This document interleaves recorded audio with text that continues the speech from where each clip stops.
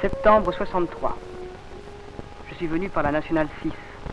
Entre Châlons et Tournu, la route suit la vallée de la Saône et traverse une petite ville qui s'appelle Sensé-le-Grand. C'est là qu'il faut tourner à l'ouest, vers les premières collines du Mâconnais. Et au bout de 2 kilomètres, au creux de la vallée, j'ai vu le château de Ruffey. Notre château. Je domine les 36 hectares de la propriété. Notre domaine. J'ai visité le château ce matin.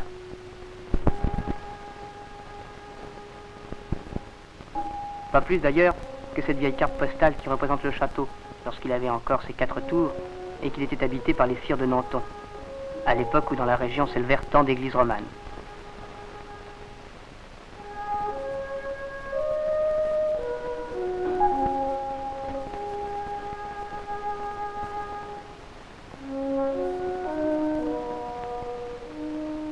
Sur un fronton effondré, j'ai découvert dans le jardin les armes du seigneur de Lugny, qui transforma le château au XVIe.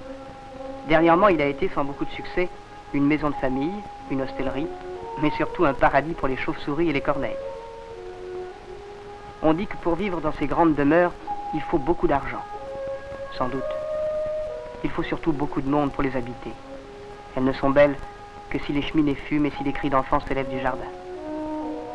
Aussi pour nous, garçons et filles handicapés, qui sommes en France quelques milliers à passer la plus grande partie de l'année dans ces centres spécialisés, le château de Ruffey sera beaucoup plus qu'une simple maison de campagne.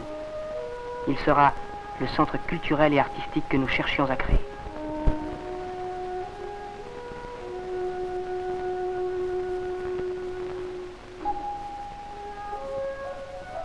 Au rez-de-chaussée du château, il y a de vastes pièces où nous installerons les salles de réunion, d'exposition, la bibliothèque, la discothèque et la cinémathèque.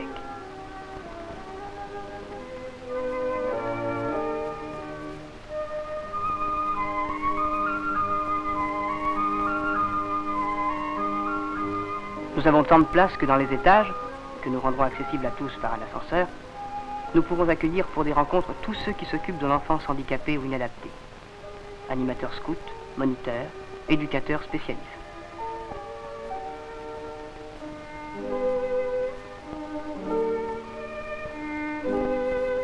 Nous pourrons loger dans ces grandes chambres 60 personnes.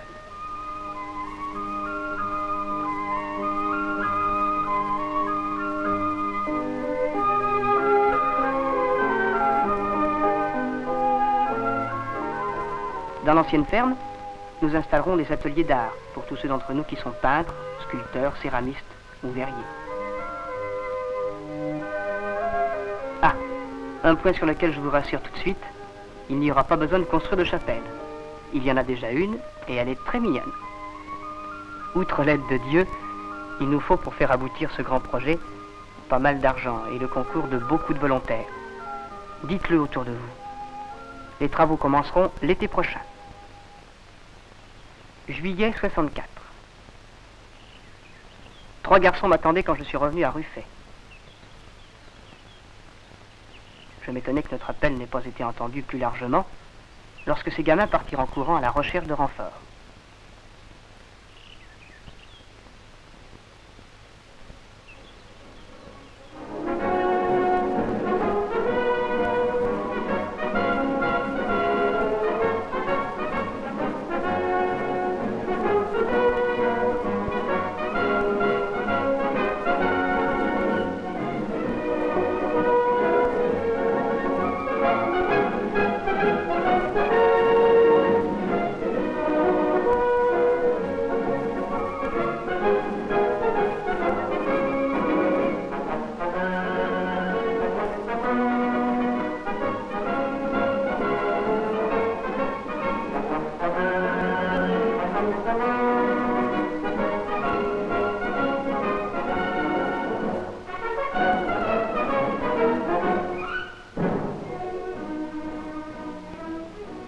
Ils étaient venus de Colombes et de Versailles, et de toute la région.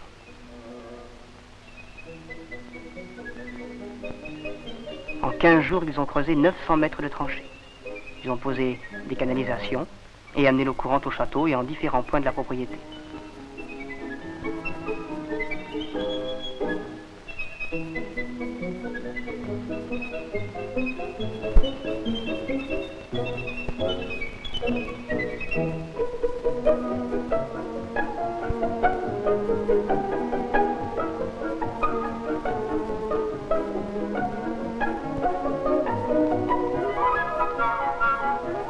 Autour du château, ils ont nettoyé les douves qu'envahissaient les ronces.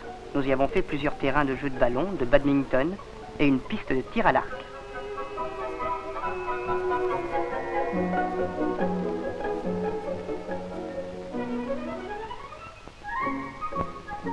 Au début d'août, ces aménagements étaient suffisamment avancés pour que certains d'entre nous puissent déjà venir à Ruffey.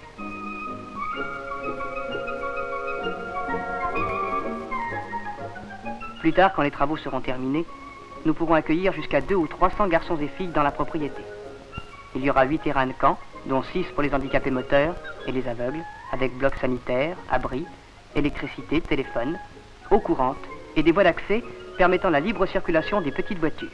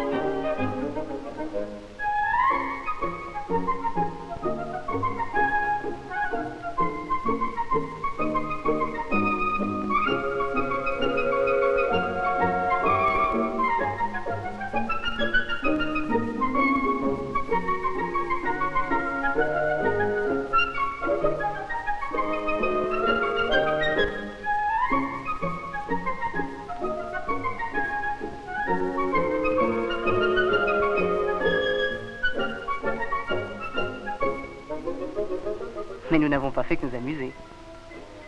Après avoir regardé travailler les autres, nous avons participé, nous aussi, à l'aménagement de la propriété.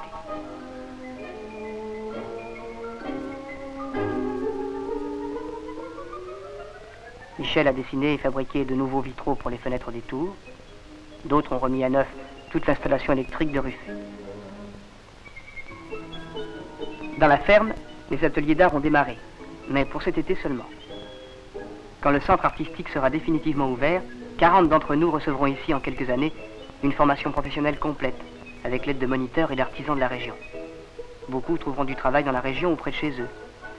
Et ceux qui malheureusement ne peuvent pas exercer de métier trouveront du moins dans ces occupations une distraction, un enrichissement artistique.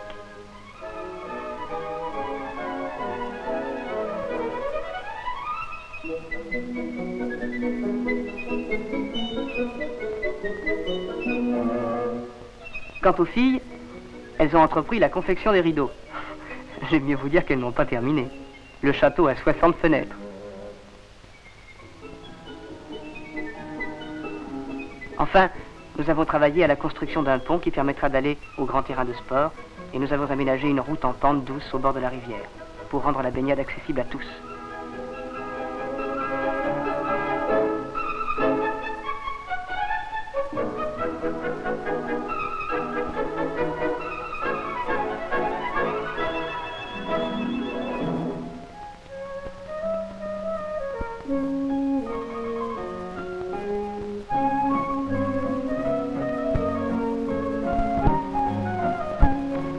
Je ne vous ai pas parlé des environs.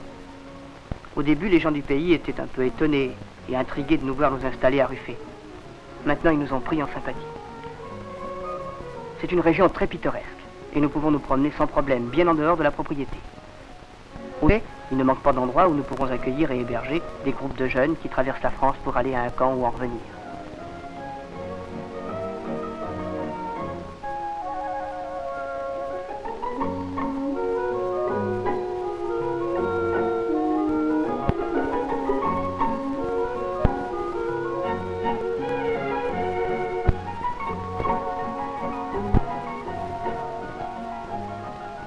Comme chez nous, il n'est guère de rencontres qui ne se terminent autour d'un feu, notre séjour à Ruffey, où certains d'entre nous avaient pourtant dormi dans la salle des gardes et le salon des maréchaux, s'est terminé par cette cérémonie traditionnelle. La façade du château où dansaient nos ombres n'était peut-être pas un décor très habituel, mais notre rencontre trouvait là tout son sens. C'était une réunion d'amis, de tous ceux qui nous aident et nous aideront encore, et au nombre desquels nous aimerions vous compter.